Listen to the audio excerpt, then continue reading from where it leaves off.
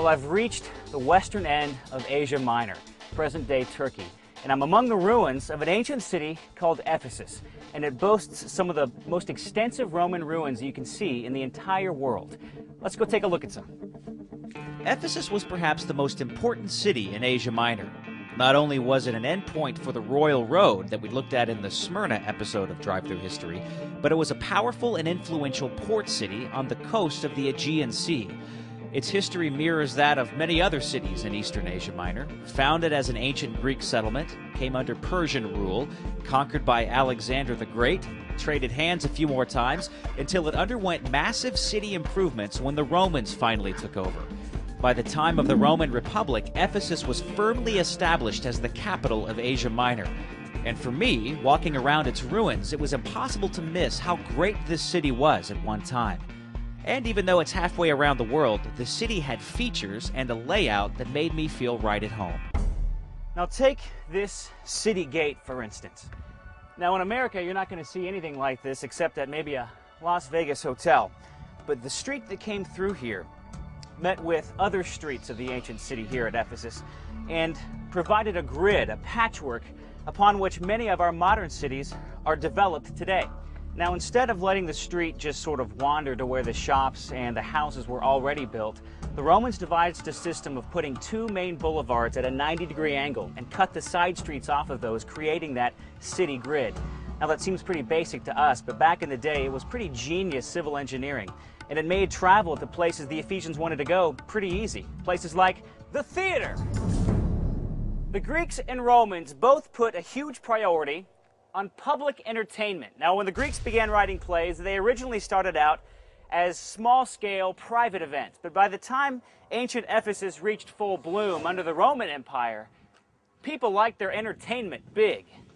The Ephesian amphitheater was once the largest in the world, which is no surprise because entertainment was such a regular part of the Romans, and specifically the Ephesians' lives. Now, there's no PA system needed here. Not only are the acoustics already incredible, but at one time, the breeze from the bay, which used to lay just to the west of the theater, would help carry the sound all the way up to the cheap seats. But it wasn't exactly Shakespeare they were enjoying. Wild beast fights, often involving humans, also took place here. Now, believe it or not, this gargantuan Ephesian amphitheater seats more than 24,000 people. Now, that's bigger than most American NHL hockey stadiums. Now, transfer all the noise and excitement of a crowd watching a Stanley Cup playoff game to an Ephesian crowd watching the Gladiators or a Greek play or even a public trial. It was the ultimate in entertainment.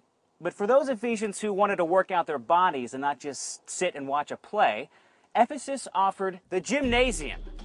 Now, this old field, which was once the gymnasium right next to the ancient Ephesian amphitheater, is now nothing more than just a storage place for a bunch of chunks of Ephesian debris.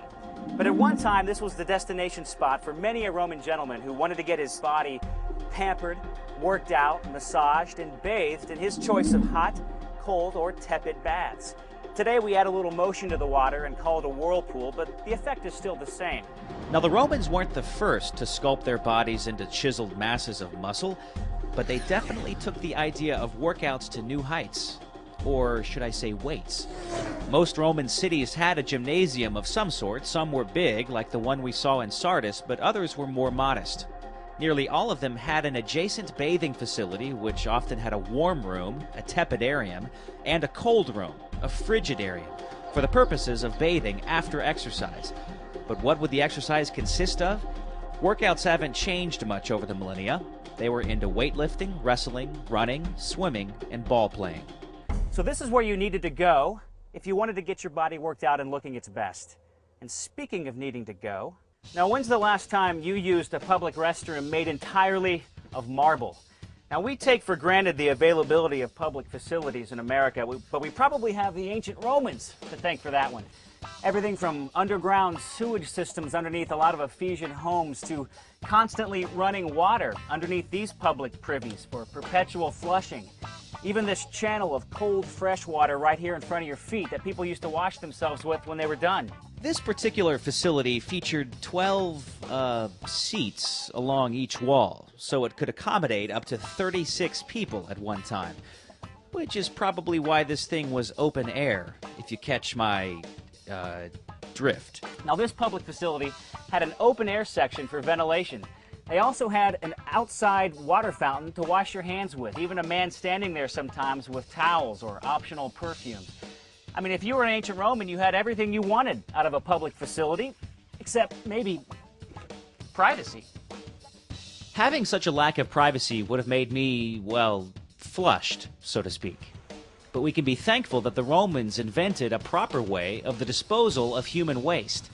They didn't know it at the time, but their engineering helped prevent widespread outbreaks of diseases such as cholera and typhoid. It is generally agreed that the reduction of disease by the development of sewage systems and plumbing has been a major accomplishment in human civilization. And for people like me with so-called germ, quote, issues, shall we say, it's what makes life itself bearable on this planet. Not to overstate it or anything.